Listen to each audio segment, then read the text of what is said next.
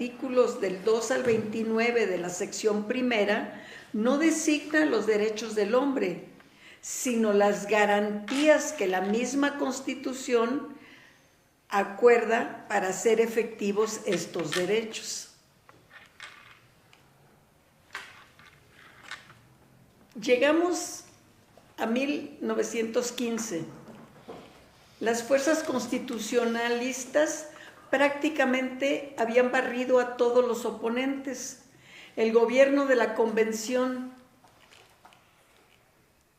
de Aguascalientes, Villa y Zapata ya casi no tenían soporte militar en 1915. Habría una nueva constitución y con ello Carranza parecía olvidarse del objetivo que calificaba su ejército desde 1913, porque él hablaba de una nueva constitución. Eran constitucionalistas porque sus objetivos e ideales tenían como principio y fin el texto de la Constitución de 1857, y en su restauración habían empeñado las armas.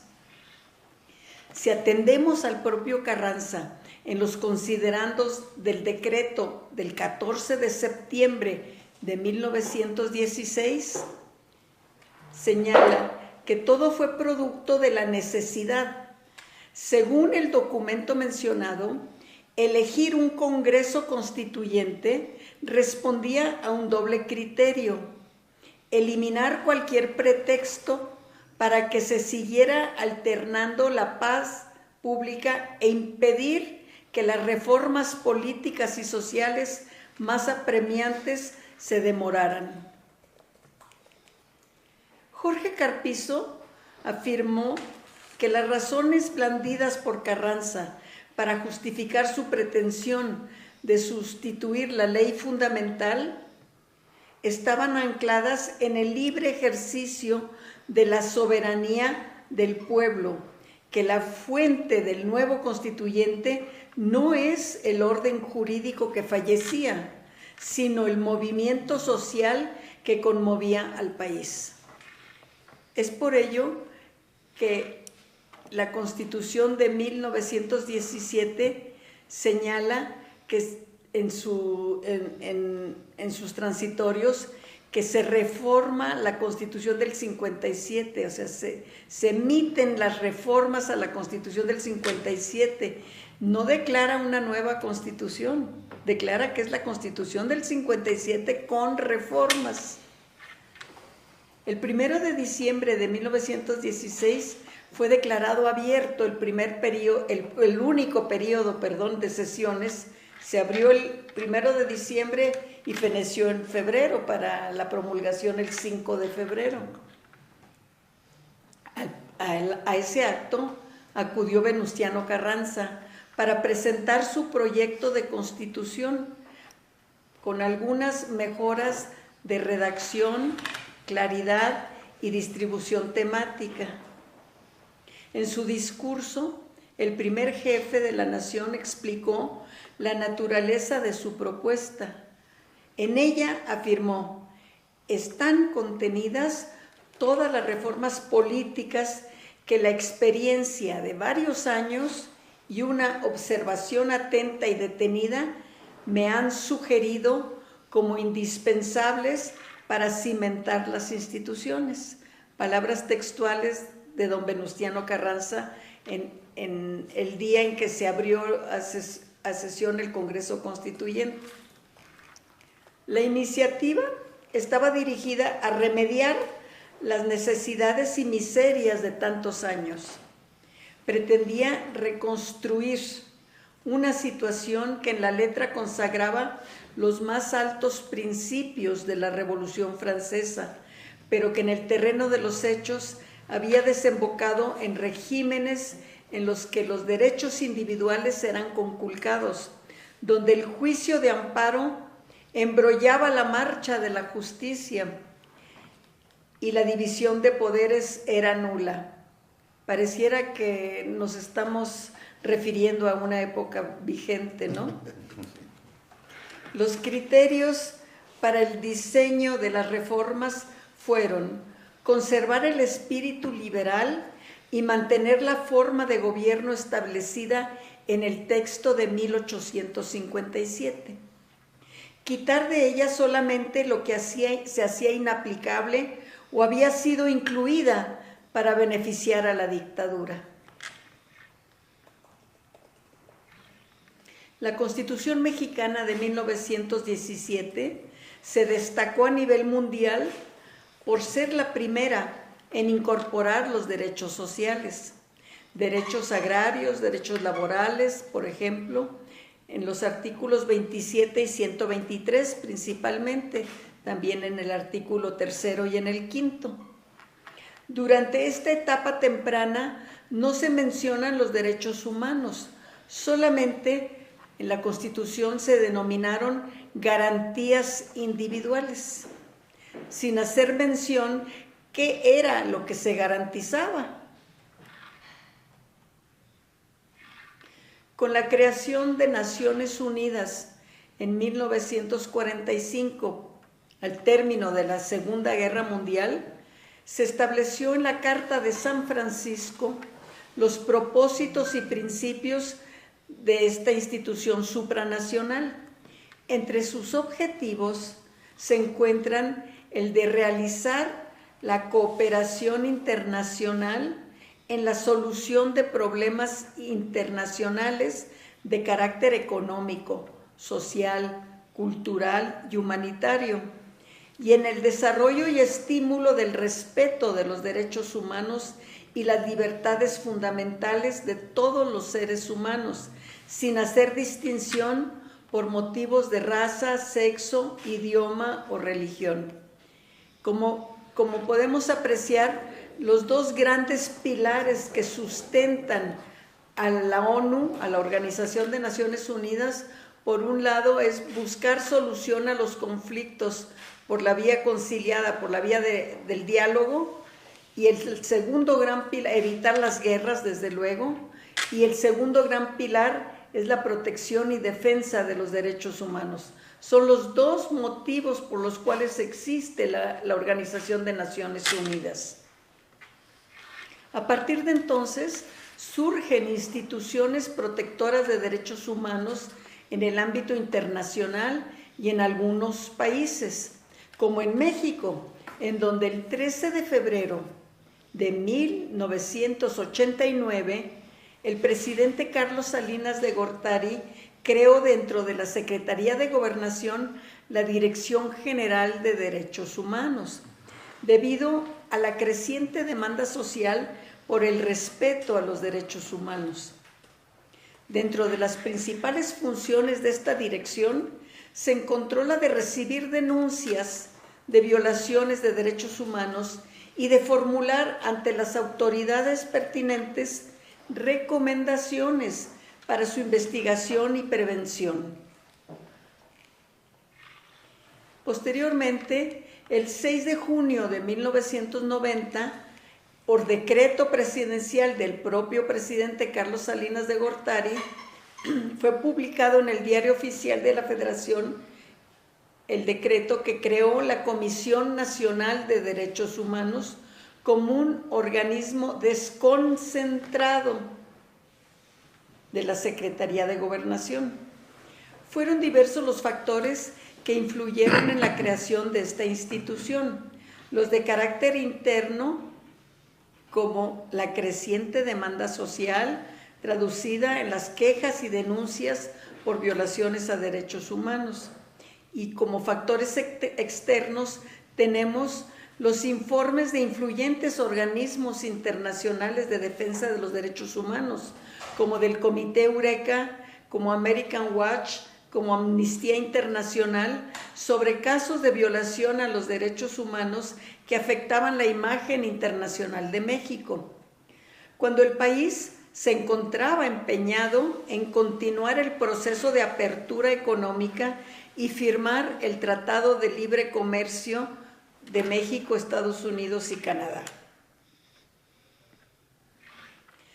Dentro del seno de Naciones Unidas se hizo patente la necesidad de que cada miembro país miembro de la ONU tuviese una organización como Estado, una organización dentro del Estado, un organismo protector de derechos humanos. Y es así como del 7 al 9 de octubre de 1991 se celebró en París la primera reunión técnica internacional sobre instituciones nacionales de promoción y protección de los derechos humanos. Estos seminarios versaron, entre otros asuntos, acerca de las modalidades de cooperación entre las instituciones nacionales y las organizaciones internacionales y las formas de mejorar la eficacia de las instituciones nacionales, la forma de creación que debía de ser mediante una ley, pero una ley del más alto rango, es decir, en la Constitución de cada país o la ley suprema de cada país. Y en ese sentido, México hizo suya estas conclusiones de los famosos principios de París, como son conocidos dentro del ámbito del derecho internacional. Hizo suyas estas conclusiones y el 28 de enero de 1992, mediante una reforma constitucional, se adicionó el apartado B al artículo 102 constitucional. Con ello, la Comisión Nacional de Derechos Humanos se elevó a rango constitucional, con naturaleza jurídica de un organismo descentralizado, con personalidad jurídica y patrimonios propios. Esta comisión tuvo el carácter de órgano descentralizado, dependiente de la Secretaría de Gobernación, como cabeza de sector. La función primordial de la comisión ha sido la de promover y vigilar el cumplimiento de la política nacional en materia de respeto y defensa de los derechos humanos, construyendo los mecanismos de prevención, atención, coordinación para su salvaguarda. Con esta reforma se respetó la estructura federal del Estado, estableciendo en la propia apartado B del 102 que las legislaturas de las entidades federativas en el ámbito de sus respectivas competencias establecerían organismos protectores de derechos humanos que ampara el orden jurídico mexicano.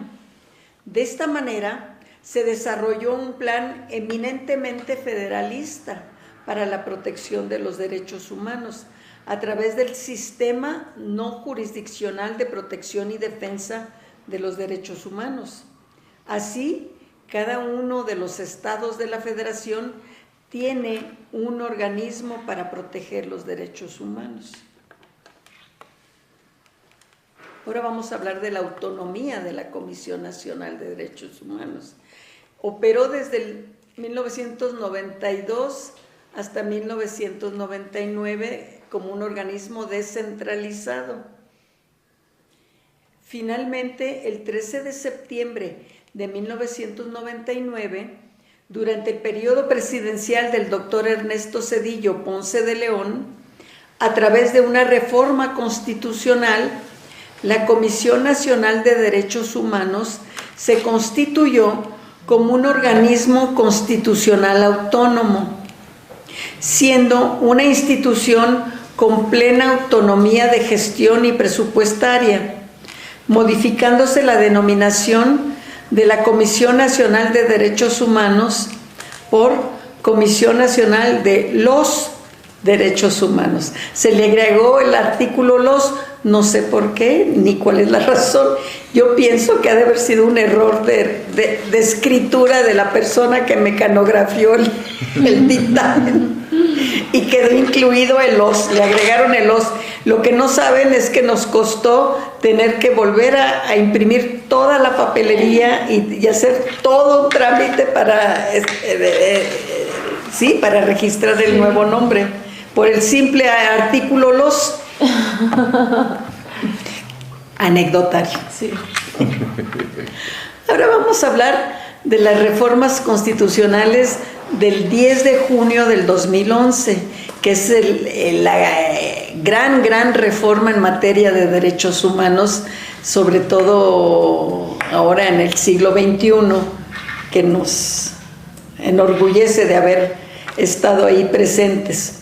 El 10 de junio de 2011 se reformaron los artículos de la Constitución, el primero, el 3, el 11, el 15, el 18, el 29, el 33, el 89, el 97, el 102 y el 105.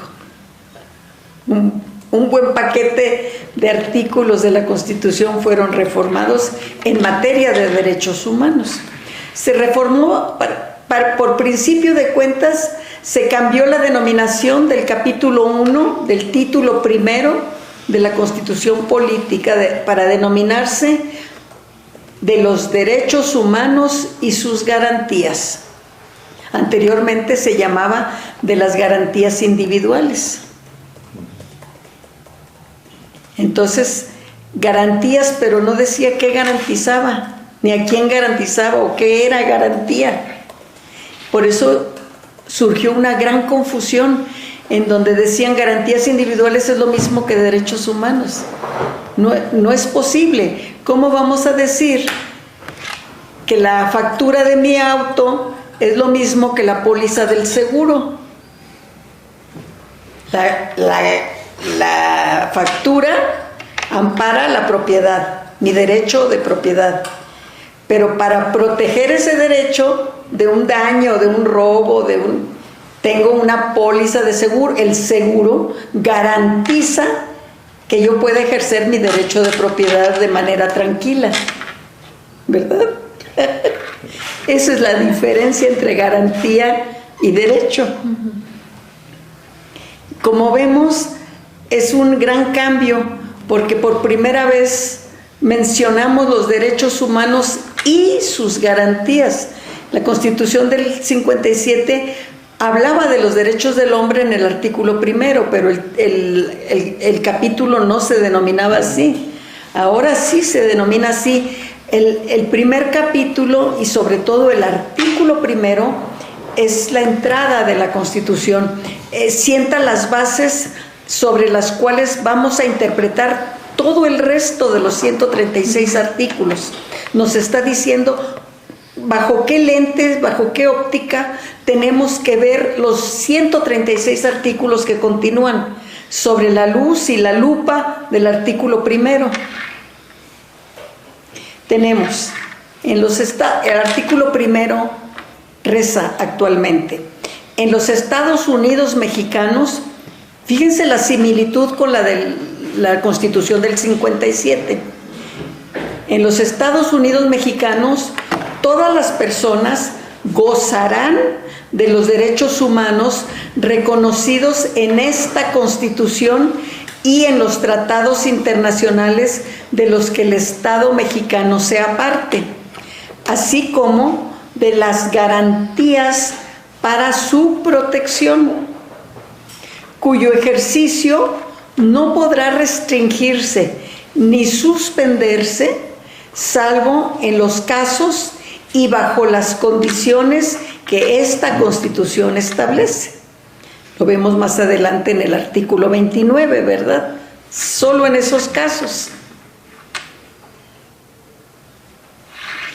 Las normas relativas a los derechos humanos, sigo leyendo el artículo primero, se interpretarán de conformidad con esta Constitución y con los tratados internacionales de la materia, favoreciendo en todo tiempo a las personas la protección más amplia.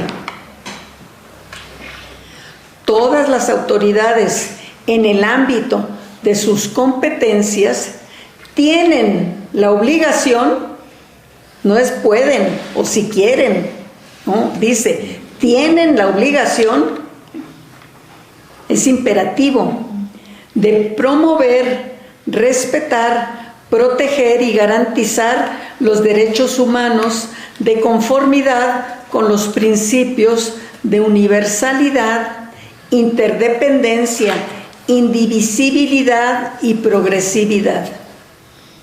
En consecuencia, el Estado, otra vez, deberá, no dice podrá, dice deberá, es un deber ineludible, deberá prevenir, investigar, sancionar y reparar las violaciones a los derechos humanos en los términos que establezca la ley. Violaciones a los derechos humanos en los términos, perdón, se repitió. Está prohibida la esclavitud en los estados. Esos dos párrafos quedaron prácticamente de la misma manera como estaban redactados, salvo el siguiente párrafo en una parte. Dice, está prohibida la esclavitud en los Estados Unidos mexicanos. Los esclavos del extranjero que entren en territorio nacional alcanzarán por ese solo hecho su libertad y protección de las leyes. Queda prohibida toda discriminación motivada por origen étnico o nacional, el género, la edad, las discapacidades, la condición social, las condiciones de salud, la religión, las opiniones, las preferencias sexuales. Se le agregó la palabra sexuales. Anteriormente solamente hablaba de preferencias, pero no decía preferencia de qué. Entonces se aclaró a qué preferencias se refería.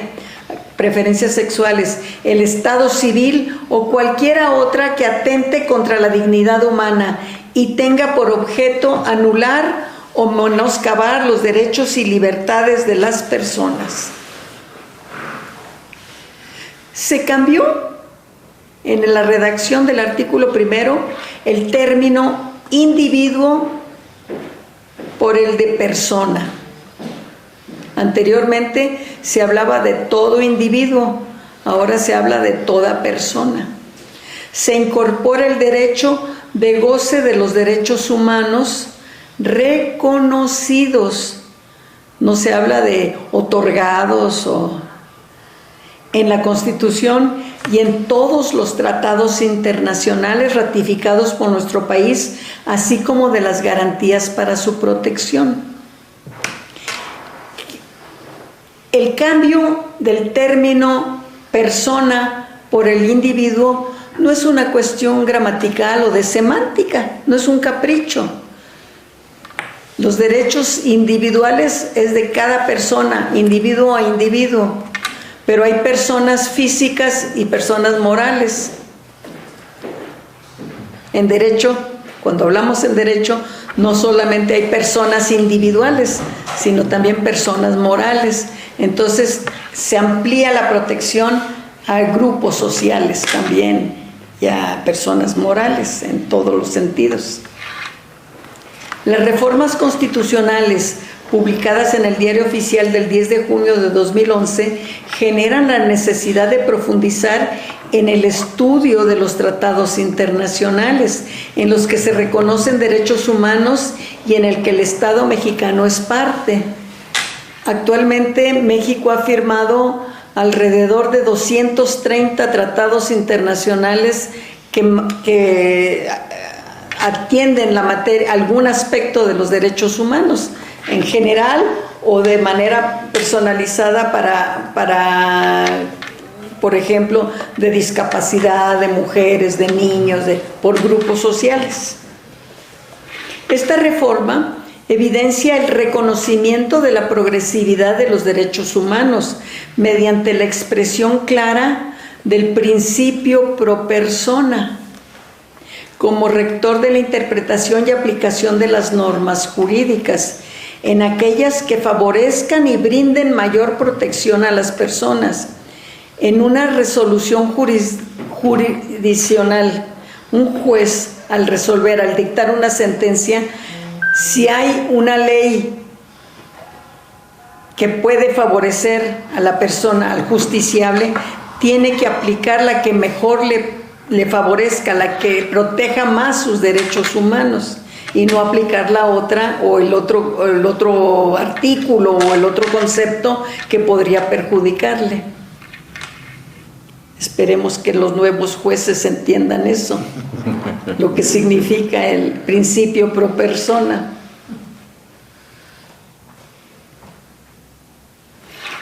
Por lo tanto, tenemos señalado marcadamente en el artículo 1 que el Estado deberá, es un deber ineludible del Estado, prevenir, investigar, sancionar y reparar.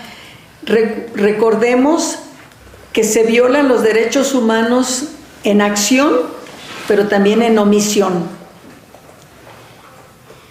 El hecho de las madres buscadoras de los desaparecidos, de sus hijos o sus familiares desaparecidos, es una gran omisión del Estado. Está violando la Constitución, está incumpliendo este deber que le señala el artículo 1 de la Constitución.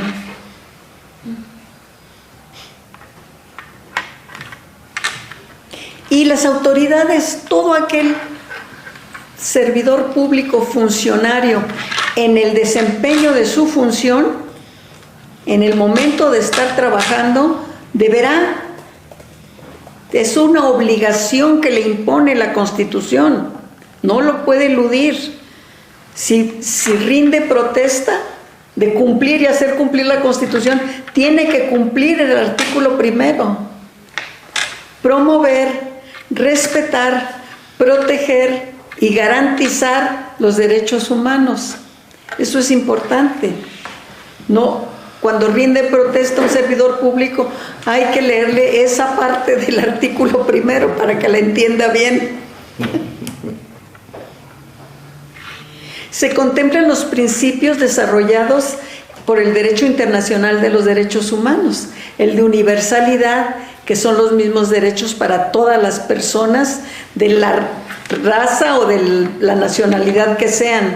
La interdependencia, un derecho humano es interdependiente de otro. El derecho a la salud es interdependiente con el derecho al medio ambiente sano, con la seguridad pública. Si yo salgo a la calle y hay balazos, pues mi vida está en peligro. O sea, son interdependientes todos los derechos humanos. Indivisibilidad, no se puede dividir, cumplir con un derecho y violar el otro. No, son indivisibles. Y progresividad, siempre que hemos ido reconociendo más derechos, firmando más tratados internacionales, vamos avanzando, no podemos ir hacia atrás. Si en México se abolió la pena de muerte, no porque lo diga un partido que dice ser muy ecologista, se va a abolir la pena de muerte, se va a volver a instaurar la pena de muerte, porque no podemos retroceder, ya se abolió, ya avanzamos en ese sentido. Esta reforma incorpora la interpretación conforme a la Constitución y a los tratados internacionales en la aplicación de las normas de derechos humanos, así como el principio pro persona, que ya hablamos de él. No solamente la interpretación de la Constitución, que anterior a esta reforma solamente la podían hacer los ministros de la Corte. Actualmente no. Vamos a ver la diferencia entre la interpretación concentrada y la difusa. Establece que las normas relativas a los derechos humanos se interpretarán de conformidad con la Constitución y los tratados internacionales. Creo que le di para atrás.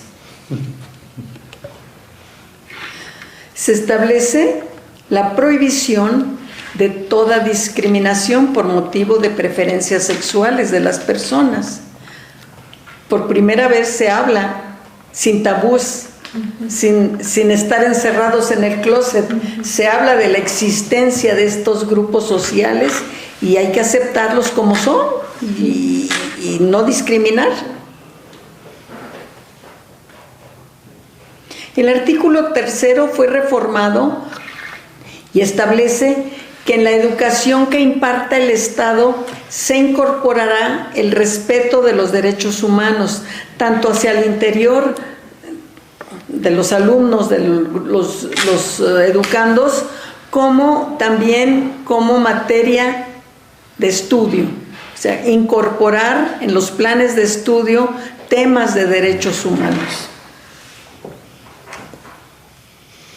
El artículo 11 se reformó y donde se establece que en el caso de persecución por motivo de orden político, toda persona tiene derecho a solicitar asilo y por causas de carácter humanitario recibirá refugio.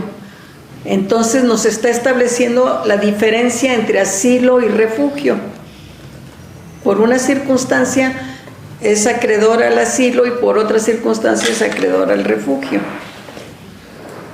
El asilo por motivos políticos, persecución política en su país o algún problema de esa naturaleza, y por carácter humanitario, hambruna, pestes, bueno, pestes no porque nos traen los contagios, ¿verdad?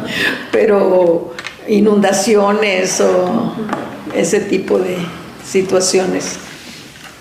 El artículo 15 se reformó la última frase del artículo para armonizarla con el espíritu de la incorporación de los derechos humanos en el texto constitucional y establece que tampoco se podrán autorizar la celebración de tratados o convenios que alteren los derechos humanos reconocidos por esta Constitución y en todos los tratados internacionales de los que el Estado mexicano sea parte.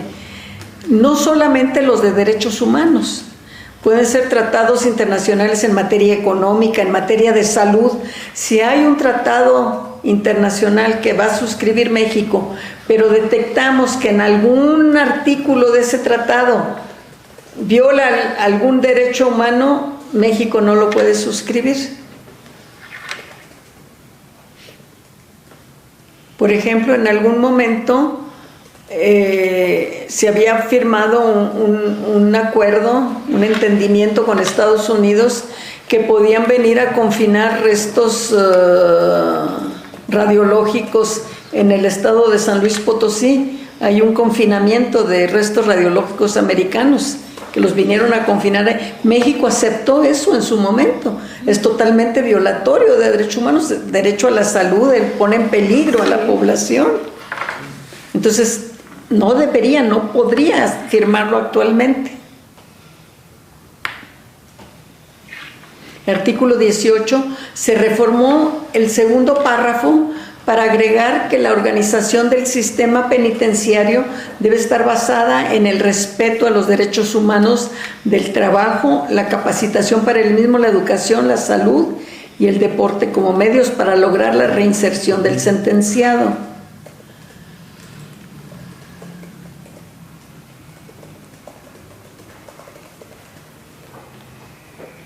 Ahora vamos a hablar del artículo 29. Son las facultades del presidente para decretar la suspensión o restricción de los derechos humanos en casos de guerra, de epidemias, de alguna contingencia muy grave. Los decretos expedidos por el Ejecutivo para la restricción o suspensión de garantías invariablemente serán revisados por la Suprema Corte de Justicia de la Nación, quien deberá pronunciarse sobre su validez y constitucionalidad del decreto.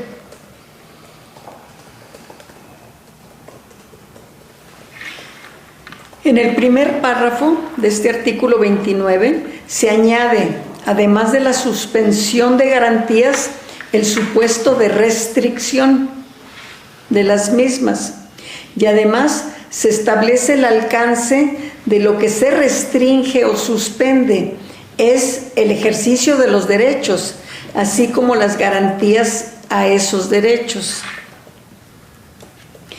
En un segundo párrafo adicionado se enlistan los derechos que no podrán ser restringidos ni suspendidos en caso de una declaratoria de estado de excepción. Estos derechos son recogidos o transcritos del artículo 27 de la Convención Americana de los Derechos Humanos, que conocemos como Pacto Internacional de Derechos Civiles y Políticos y otros instrumentos internacionales. Los derechos no susceptibles de afectación. La vida, la integridad personal, el ejercicio de los derechos a la no discriminación, el reconocimiento de la personalidad jurídica, la protección de la familia, el nombre, la nacionalidad, los derechos de la niñez, los derechos políticos no pueden ser restringidos ni suspendidos, las libertades de pensamiento y conciencia. No se puede perseguir a los reporteros y a los...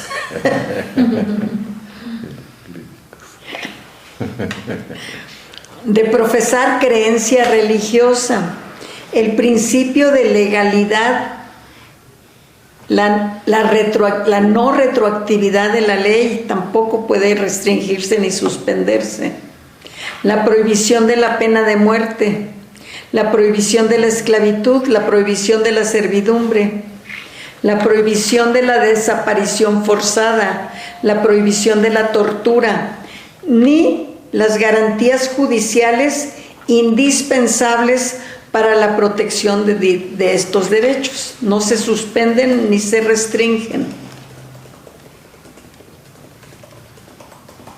Además, en un tercer párrafo de este artículo 29, se establece que se debe fundar, el presidente debe de fundar y motivar la restricción o suspensión del ejercicio de los derechos y garantías con base en los principios de legalidad, racionalidad, proclamación, publicidad y no discriminación. Un ejemplo, no podemos establecer el toque, decimos, hay muchos feminicidios en Ciudad Juárez, Chihuahua. Vamos a establecer el toque de queda. Las mujeres a partir de las 8 de la noche ya no pueden andar en la calle para que no las victimen. Pues no se puede porque es discriminatorio. Sí, ¿no? Sí, ¿verdad? Sí.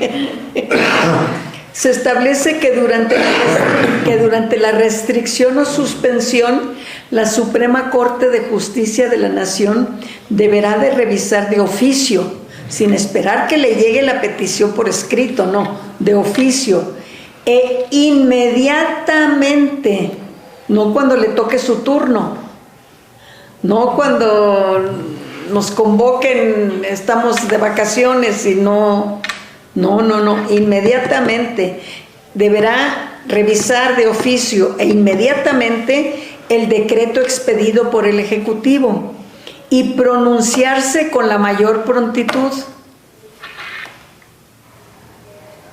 En un cuarto párrafo, también es nueva su redacción, se señala que el Congreso de la Unión puede decretar el fin de la restricción o suspensión del ejercicio de los derechos y las garantías, lo cual dejaría sin efecto el decreto emitido por el Ejecutivo y cualquier medida legal o administrativa que el Ejecutivo no podrá observar este decreto.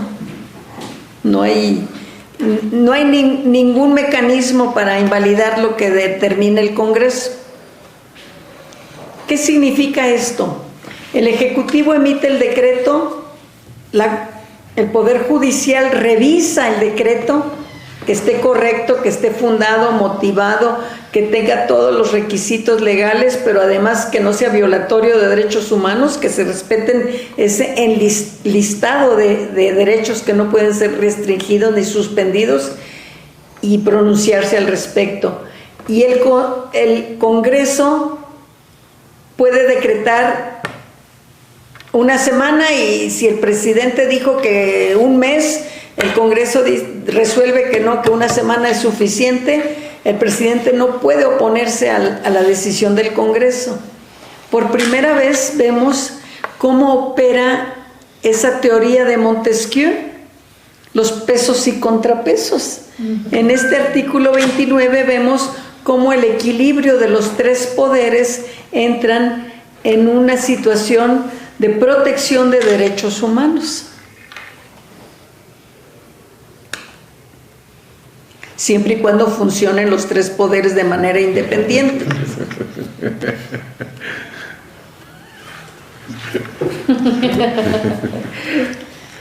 El artículo 33, yo recuerdo cuando era jovencita que veíamos a los extranjeros o muy frecuentemente a los gringos, te van a aplicar el 33.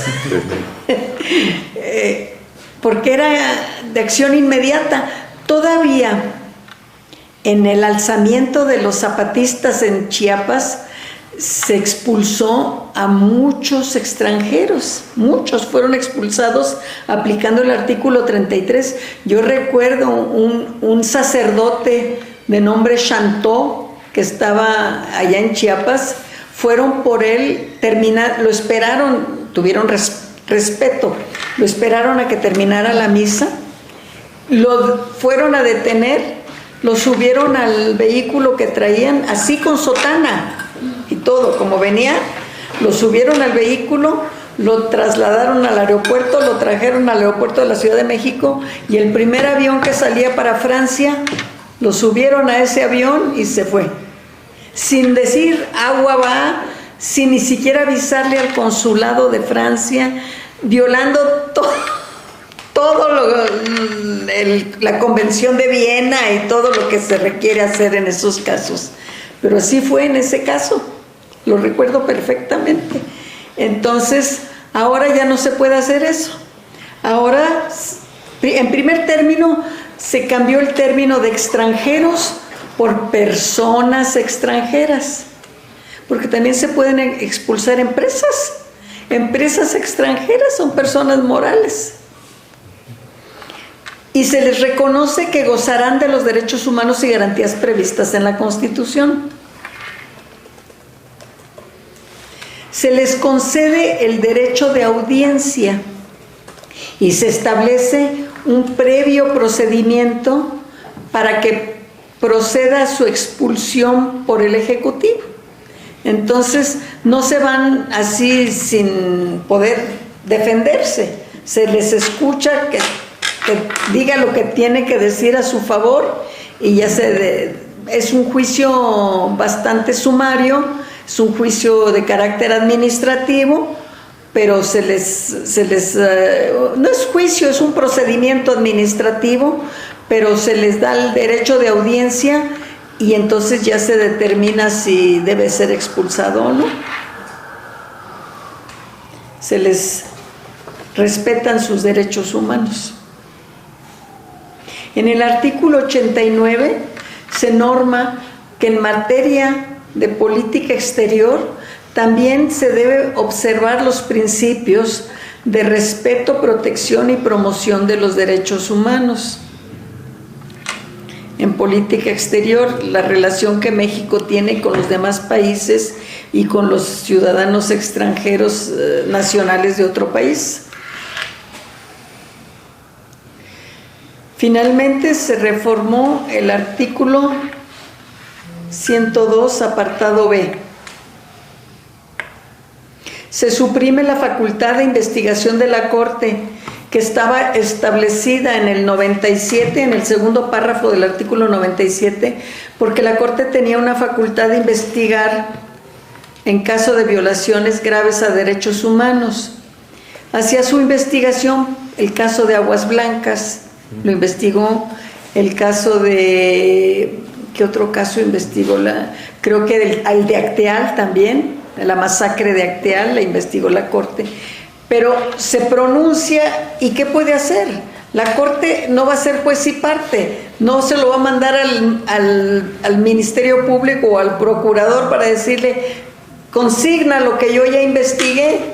Entonces se quedaba nada más en un pronunciamiento, no pasaba de ahí. Entonces la Corte, los ministros de la Corte no querían tener esa facultad porque no tenía razón de ser. Y lo que se propuso es que se le reasignara a la Comisión Nacional de Derechos Humanos. La Comisión Nacional de Derechos Humanos de por sí ya tenía esa facultad de investigar de oficio violaciones graves de derechos humanos, sin necesidad de mediar una denuncia, una queja, pero no estaba establecida en la Constitución. Se señalaba en la ley de la Comisión Nacional de Derechos Humanos, en la ley orgánica. Entonces, ahora en la Constitución se estableció esa facultad. Se faculta también a la Comisión Nacional de Derechos Humanos para conocer de quejas en materia laboral, la cual no tenía al inicio. Cuando se elevó a rango constitucional, tuvo la prohibición de conocer de asuntos laborales, electorales y del Poder Judicial, las resoluciones jurisdiccionales. Entonces, ahora ya se le autorizó conocer de asuntos laborales a partir del 2011.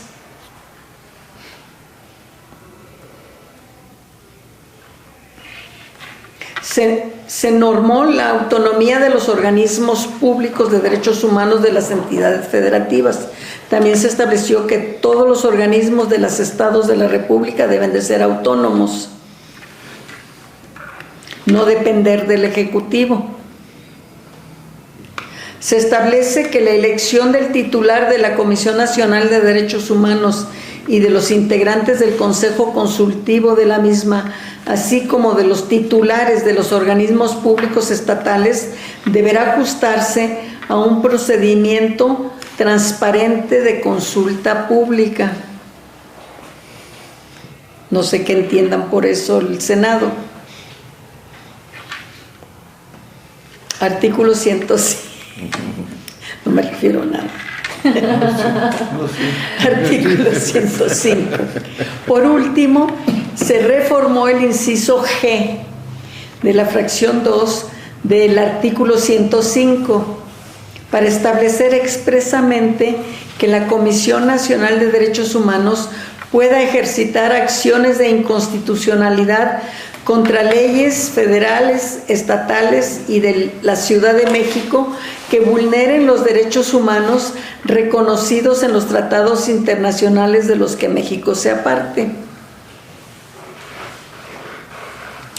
Probablemente la titular actual desconoce la reforma al 105, porque ha habido muchas reformas constitucionales que son netamente violatorias de derechos humanos y no ha promovido ninguna acción de inconstitucionalidad.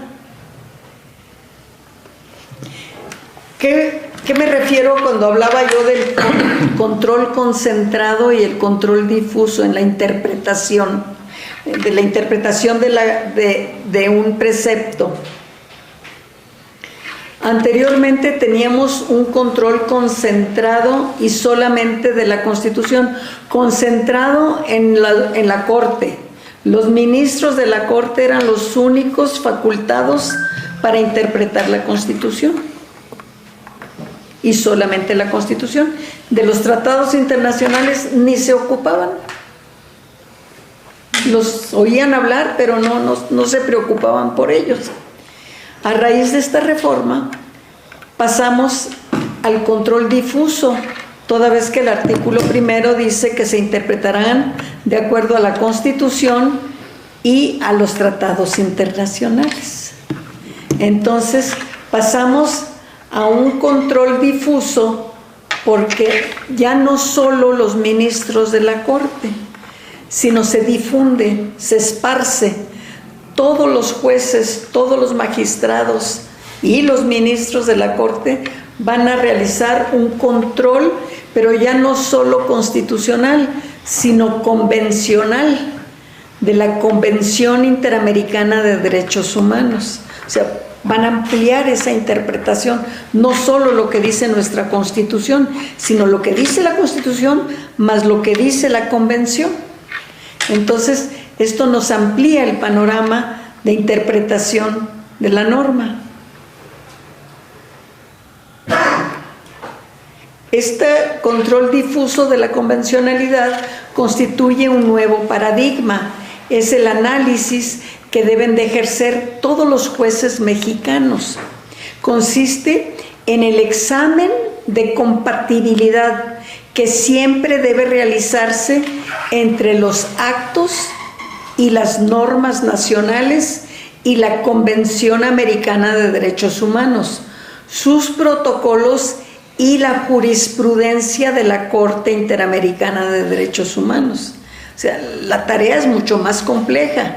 Ser juzgador ya no es tan sencillo.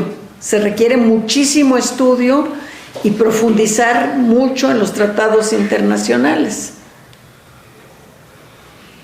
La nueva interpretación de la Corte trajo como consecuencia el fin de la novena época y la apertura de la 10ª época de la Suprema Corte de Justicia de la Nación en las jurisprudencias,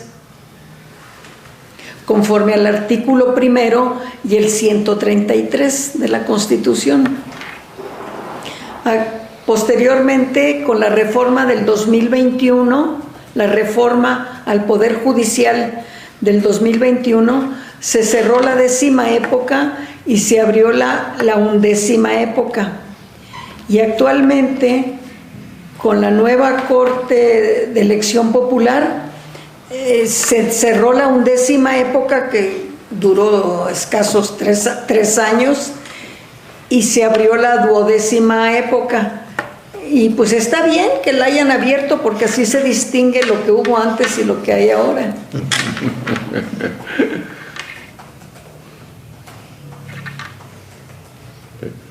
Estamos en la 12ª época de jurisprudencia. Los jueces locales tienen ahora, dentro de su competencia, la posibilidad de inaplicar, de no aplicar las normas contrarias a la Constitución o contrarias a las convenciones de derechos humanos. En el caso particular, lo que les permite ejercer de oficio el control difuso de la convencionalidad.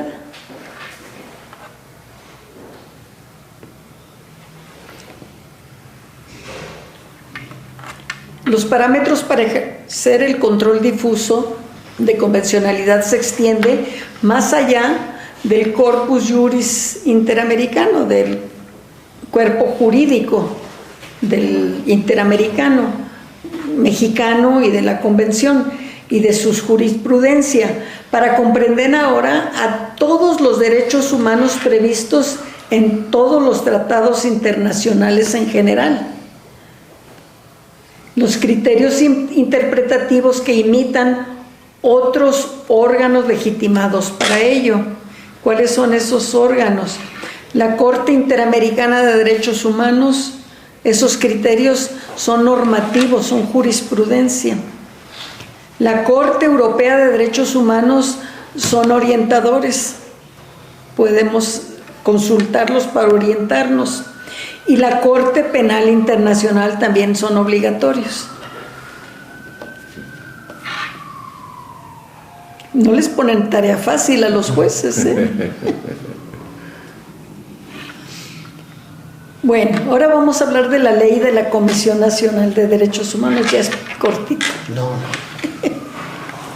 La primera ley de la Comisión Nacional de Derechos Humanos fue promulgada el 28 de junio de 1992 y publicada al día siguiente en el Diario Oficial de la Federación el 29 de junio del 92. A partir de entonces, a lo largo de estos 34 años, la Ley de la Comisión Nacional de Derechos Humanos ha tenido diversas reformas para normar y actualizar su estructura y su competencia. La legislación ha continuado expandiéndose para proteger a grupos históricamente vulnerables y reconocer nuevas garantías como la inclusión de derechos colectivos, la justicia pluricultural, la igualdad sustantiva y el reconocimiento pleno de los pueblos indígenas y afroamericanos. Antes no hablábamos de los pueblos afromexicanos, no los distinguíamos, o sea, eran morenitos y punto. No hacíamos distinción, o sea, nunca hicimos una distinción de llamarlos afro. Eran mexicanos y punto. Pero ahora, por reconocerlos, creo que los estamos excluyendo, los estamos haciendo un grupo aparte, ¿no? Antes estaban incluidos, pero bueno, hay que reconocer que hay pueblos afromexicanos que viven en el estado de Puebla y Oaxaca, evidentemente, que eran los pocos esclavos que llegaron a México para las plantaciones y que lograron evadirse, se fugaron y se fueron a la sierra de Oaxaca y ahí se asentaron y se siguieron viviendo y hasta la fecha viven en esa zona. La ley de la Comisión Nacional de Derechos Humanos tuvo sus últimas reformas publicadas en el Diario Oficial de la Federación el 26 de marzo y el 1 de abril. La Comisión Nacional de Derechos Humanos del Senado aprobó reformas a la ley de la Comisión Nacional de Derechos Humanos. El dictamen, que modifica diversas disposiciones del marco normativo, busca consolidar un lenguaje inclusivo y no sexista, sustituyendo el término presidente por persona titular de la presidenta. Regresamos al niños y niñas. Los cambios más destacados de estas últimas actualizaciones incluyen la paridad de género. Se estableció que en la designación de las visitadurías generales se debe aplicar obligatoriamente este principio. Hay 6 visitadurías. Lógicamente, bajo este principio, debería de haber 3 visitadores varones y 3 visitadores generales mujeres.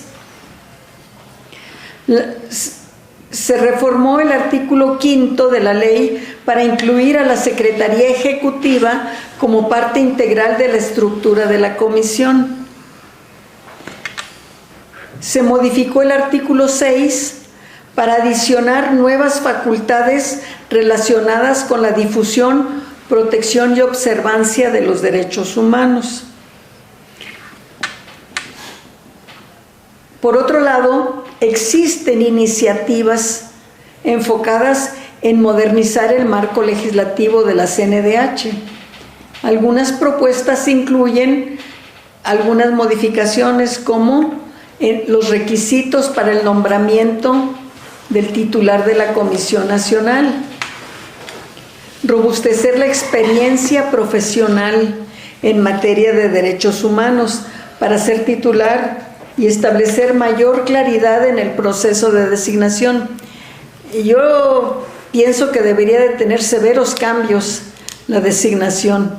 Se ha politizado mucho y finalmente, siendo un organismo autónomo, está el 99% sometido al Senado y el 100% sometido al Ejecutivo. Entonces, pues es muy complejo ver esa autonomía, ¿no? Pero por otro lado, yo le agregaría exigirle el título de licenciado en Derecho. Quien ocupa ese cargo está trabajando con normas jurídicas, está trabajando con actos jurídicos que lesionan derechos humanos. Y para poder entender el concepto jurídico, pues se requiere tener una preparación jurídica, porque el ser médico o maestro de escuela, pues difícilmente no por denigrar o por discriminar, pero difícilmente nos trae la preparación necesaria para dilucidar un acto jurídico y cómo el procesamiento y la interpretación de la ley para poder determinar si hubo violación a derechos humanos y qué es lo que hay que recomendar. Entonces, yo le agregaría la necesidad del título profesional de licenciado en Derecho. Pero bueno, ellas... Porque finalmente la acción que realizan es una acción cuasi jurisdiccional. Reciben quejas, investigan, buscan evidencias, buscan el derecho, en qué derecho se está apoyando y resuelven. Es una acción jurisdiccional la que están realizando al emitir sus resoluciones o sus dictámenes o sus informes que realizan. Entonces, pues sí es muy importante que tenga un gran sustento jurídico. Ese sería un poquito mi comentario aparte. Existen también vacíos legales, esos proyectos de reforma para subsanar regulaciones respecto a la ausencia temporal o falta de la persona que preside la institución. Normalmente quien señala la ley, quien sustituye es el primer visitador en funciones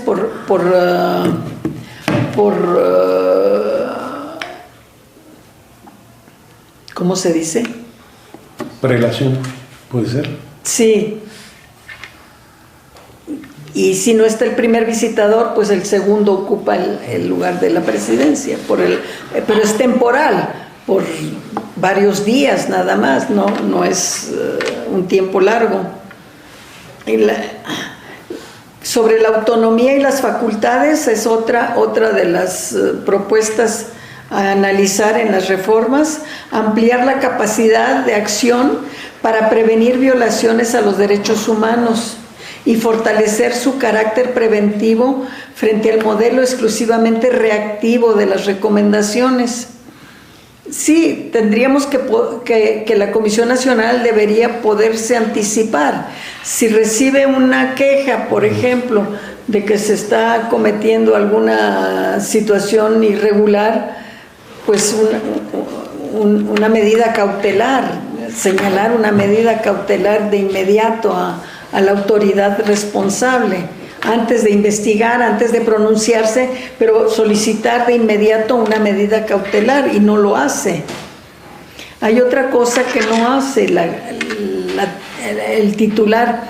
En la reforma al 102, al apartado B del 102, la reforma del 2011, se estableció que la Comisión Nacional tiene la facultad de solicitar al Senado que llame a comparecer a la autoridad que recibió una recomendación y no la quiere aceptar, o que aceptándola no la cumple, para llamarlo a comparecer al Senado, a comisiones, me imagino, no al Pleno, y que explique a la Comisión de Derechos Humanos del Senado cuál es el motivo por el cual no acepta la recomendación o cuál es el motivo por el cual no ha cumplido esa recomendación.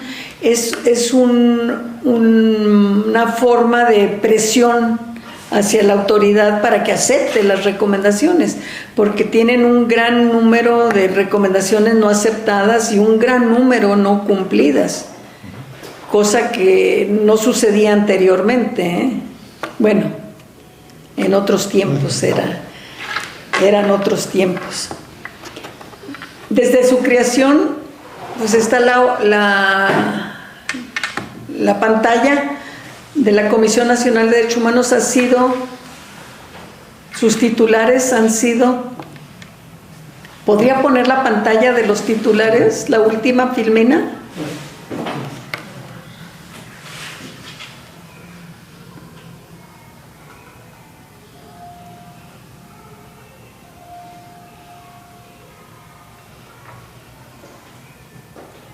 Esa. Esos son los titulares que han ocupado la presidencia de la Comisión Nacional de Derechos Humanos. Se fue.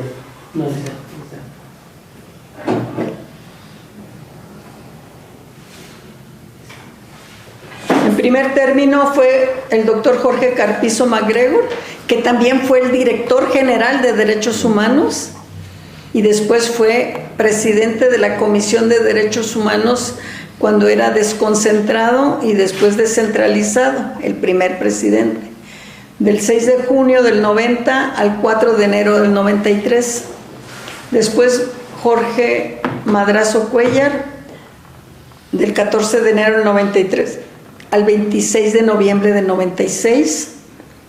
Tuvo un periodo de licencia de junio a diciembre por el levantamiento de los indígenas en Chiapas. Se fue a ser mediador en el conflicto con los indígenas. Entonces se ausentó prácticamente 6 meses y regresando lo nombraron procurador.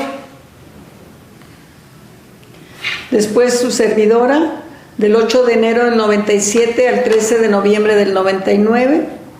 Posteriormente el doctor José Luis Soberanes Fernández, del 16 de noviembre del 99 al 15 de noviembre del 2009, es el primero que duró 10 años. Considero que 10 años es mucho tiempo y pierden el interés, se relaja la institución. Sería preferible que en todo caso que extendieran el mandato, pero 5 años me parecen excelentes y suficientes. 10 años es mucho. Pero bueno, ya es cada quien, ¿verdad? Anteriormente eran 4 años, se amplió a 5 años. Después Raúl Plasencia Villanueva, de noviembre del 2009 a noviembre de 2014. Luis Raúl González Pérez, de noviembre del 14 a noviembre del 19. Y a partir del 16 de noviembre de 2019, su titular es la maestra María del Rosario Piedra Ibarra, hasta la fecha. Deberá de concluir en el 29, porque fue ratificada por otros 5 años y va a durar en el cargo 10 años. Pues, por mi parte, es lo que tengo que comentar, si gustan. ¿Cómo no? Pues, antes que todo, respetada doctora, muy reconocido por su brillante participación, viene una etapa de algunas intervenciones para hacer algunos comentarios sobre esta presentación y escuchar sus respuestas a las mismas, pero yo quisiera resaltar que en esta participación suya pues ya nos está aportando materia que recogemos con mucho agrado en lo que es propio de nosotros, que es la elaboración de la plataforma electoral.